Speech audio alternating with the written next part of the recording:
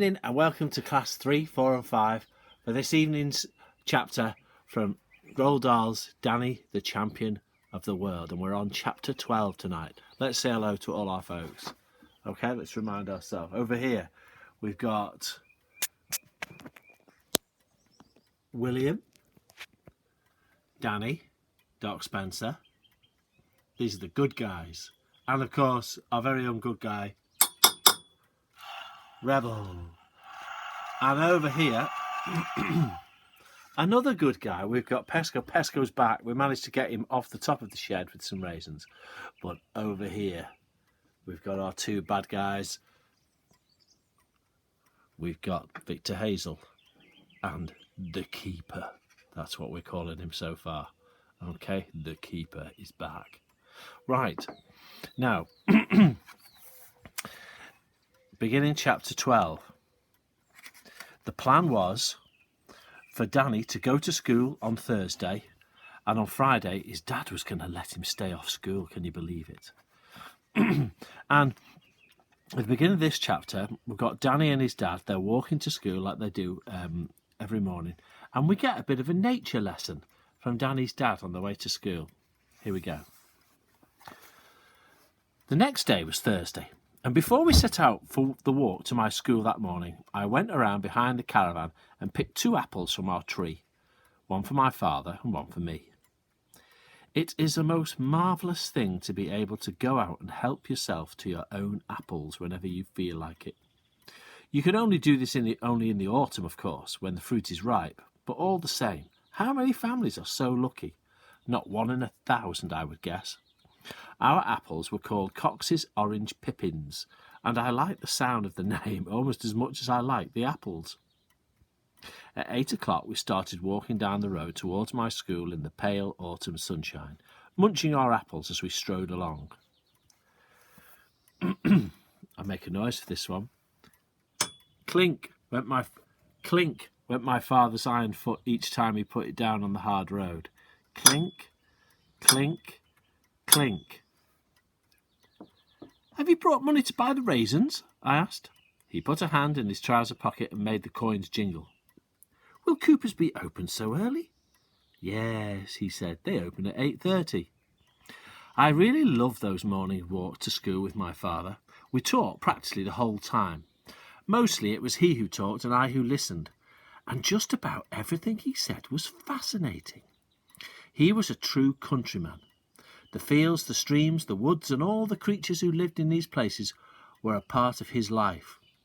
Although he was a mechanic by trade and a very fine one, I believe he could have become a great naturalist if only he had had a good schooling. Long ago he had taught me the names of all the trees and the wild flowers and the different grasses that grow in the fields. All the birds, too, I could name, not only by sighting them, but by listening to their calls and their songs. In springtime, we would hunt for birds' nests along the way, and when we found one, he would lift me up onto his shoulders so I could peer into it and see the eggs, but I was never allowed to touch them. My father told me a nest with eggs in it was one of the most beautiful things in the world. I thought so too. The nest of a song thrush, for instance, lined inside with dry mud as smooth as polished wood, and with 5 eggs of the purest blue speckled with black dots. Now, I want to show you a picture, children, of a song thrush. Now, it's a bird you can see in your garden quite commonly. You'll always know a song thrush because it has a really, really speckled front to it, a really speckled breast to it there. And you'll often find them on your garden. They love jumping around and digging up worms from the lawn, especially after it's rained. So look out for a song thrush. And a song thrush's nest looks like this. They pick up lots of twigs and moss and other materials to make the nest, and then they line the inside with almost like mud to make it nice and smooth. And then look at those beautiful eggs. So if you find a pale blue egg with little black spots, you'll know it is a song thrush's. Now also, I'm just going to carry on reading the story. Just stay on that nest for now. There we are. The skylark We once found a skylark's nest right in the middle of a field, in a grassy clump in the ground. It was hardly a nest at all, just a little hollow place in the grass, and in it were 3 small eggs, deep brown and white. And this is what the skylark does. It lays its eggs on the ground in fields. My father's a farmer, and he used to find them all the time when he'd be on his tractor. He used to have to take care not to drive over them. Why does the skylark make its nest on the ground where the crowd's cows can trample it? I asked. Nobody knows why, my father said, but they always do it. Nightingales nest on the ground too, so do pheasants and partridges and grouse. On one of our walks, a weasel flashed out of the hedge in front of us, and in the next few minutes I learned a lot of things about that marvellous little creature. Now, a weasel, children, looks like this. It's very rare you see them these days, but you do occasionally see them. My father said, the weasel is the bravest of all animals. The mother will fight to the death to defend her own children. She will never run away, not even from a fox, which is 100 times bigger than her. She will stay beside her nest and fight the fox until she is killed. Here's a picture of Danny and his dad walking down the lane. There they are, as Dad tells him all the things about the countryside. Another time, when I said, just listen to that grasshopper, Dad, he said, no, that's not a grasshopper. That's a cricket. And did you know that crickets have their ears in their legs? It's not true, I said. It's absolutely true. And grasshoppers have theirs in the side of their tummies. They are lucky to be able to hear at all, because nearly all of the insects on this earth are deaf as well as dumb and live in a silent world. I'm not exactly sure if that is totally true, children, but never mind.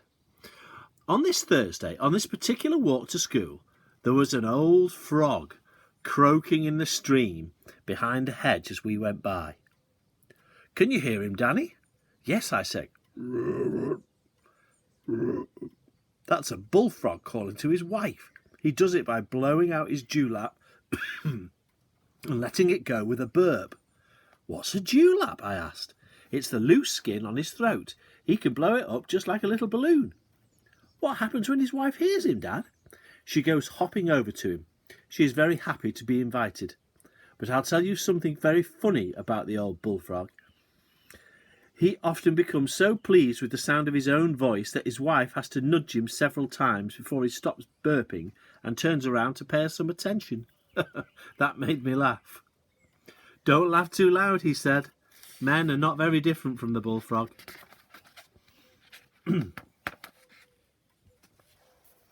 We parted at the school gates, and my father went off to buy the raisins. Other children were streaming in through the gates and heading up the path to the front door of the school. I joined them but kept silent. I was the keeper of a deep secret. Now, if you remember, the deep secret is that they're going to poach 200 pheasants and he's having the day off school tomorrow. Shh, but don't tell anybody. And a careless word from me could blow the lid off the greatest poaching expedition the world would ever see. Right, you will find out tomorrow what happens at Danny's school. We meet another, maybe not so nice character tomorrow, children, inside Danny's school. I wonder who it would be. See you tomorrow.